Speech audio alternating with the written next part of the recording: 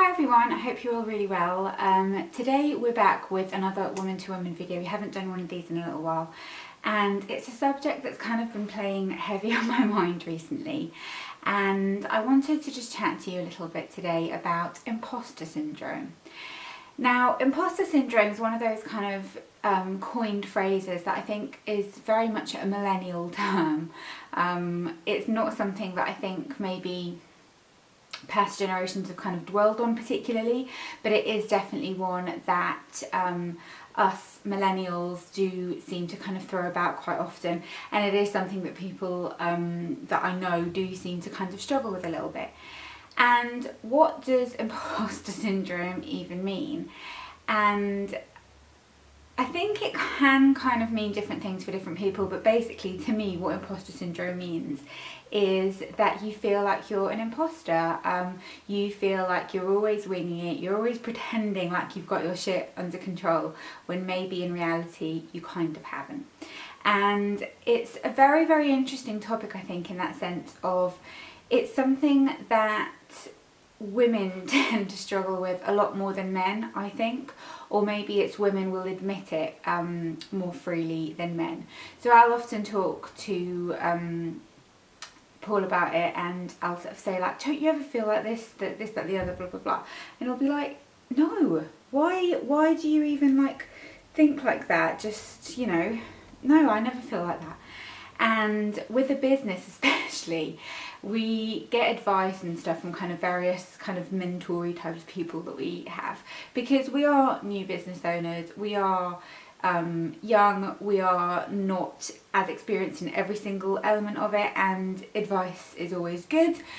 So whenever we do that, I always tend to find that the people who give you advice tend to be men, and they can see things in a very matter-of-fact kind of way, in a very straightforward, just to the point kind of methodical approach to how you need to do things. Whereas for women, I think we kind of suck at that little bit more, and we find it a little bit harder to be able to kind of separate things like that, and we kind of make it about our own self-doubt rather than just a situation.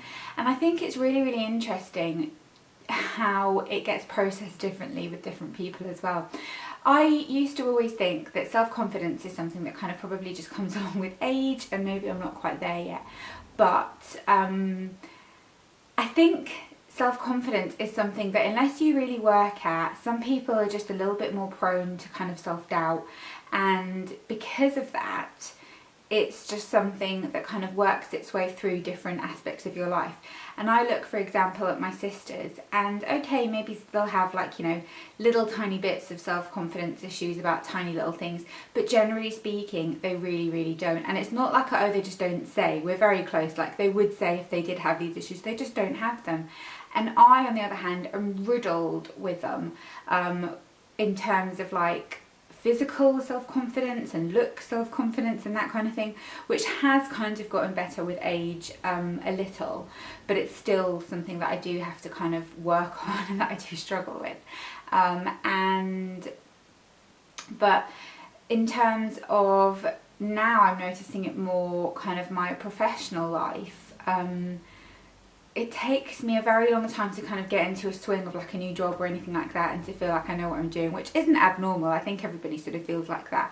But especially with the business at the moment, it's very, very hard to feel like you know what you're doing, and to feel like you're not making an absolute shit show of everything. And I find myself just constantly questioning whether I'm doing the right thing, and constantly feeling like I'm not doing a good job, where I'm failing at this and failing at that.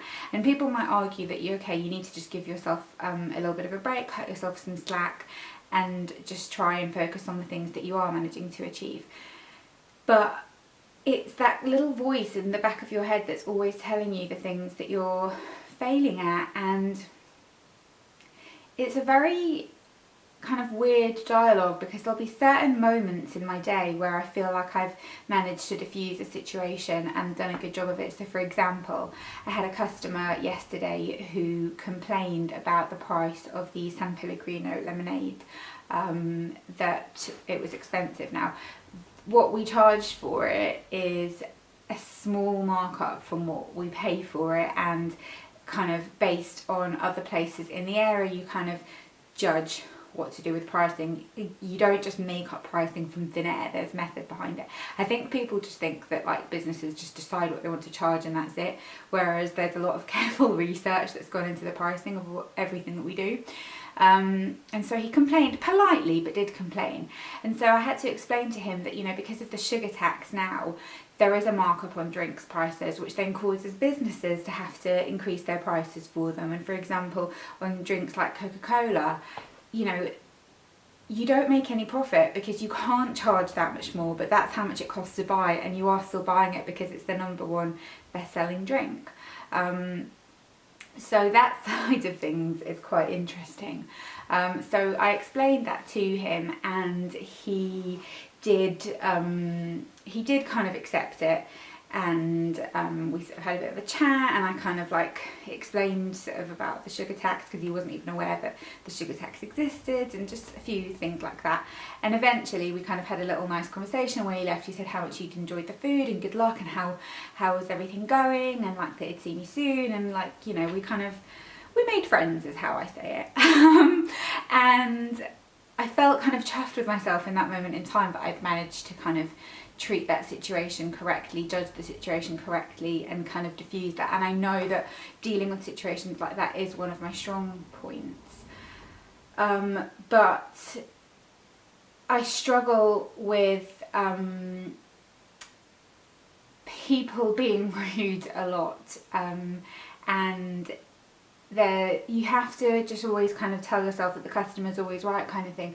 But it's unlike any other job that I've ever experienced, and obviously I care a lot more because it's my business, but it's unlike another job that I've experienced, any other job I've ever experienced, in that there is a lot of like rudeness that goes on with customers that's kind of unprovoked rudeness.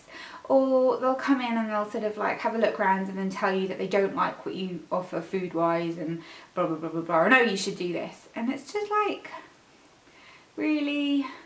Or people who sort of just come in and they're only coming in to use the bathroom, which is fine, but they won't acknowledge you or say that that's what they're doing, and then just ignore you when you say hi to them, and little things like that. And it sounds really stupid, but it kind of makes you feel like you're failing at something, that I can't get people to sort of acknowledge me.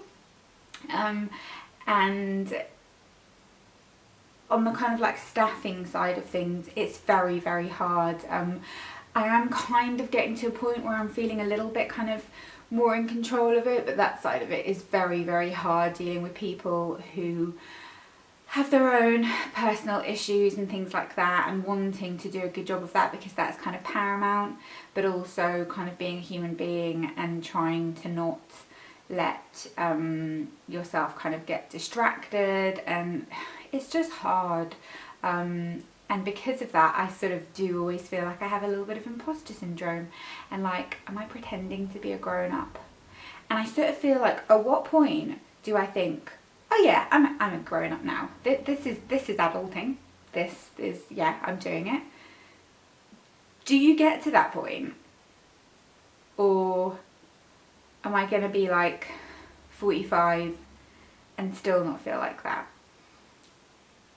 I don't know. And then people will sort of be like, but you really seem like you've got your shit together. And that's just it, is I'm very good at kind of putting a brave face on it, and on the outside you wouldn't be able to tell. You'd think I'm very kind of confident.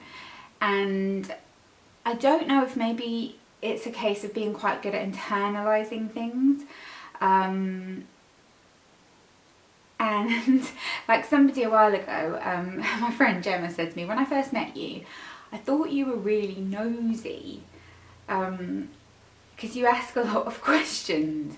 And I was like, oh, I'm actually really not particularly nosy with stuff like that. I'm nosy like with like my own family kind of thing, but it's like a sort of like mischievous nosiness. It's not like I'm not genuinely nosy about other people's business. It's more, I'm very interested and I want to know things about people because I want to learn about who people are, kind of thing. And so I said that to her, and she said, yeah, that's exactly what I realised after knowing you for a while, that it's not nosiness, it's interest, and that you're trying to get to know somebody. And I thought that was just a really kind of interesting thing of, I thought that was obvious, but obviously your first perception is nosiness.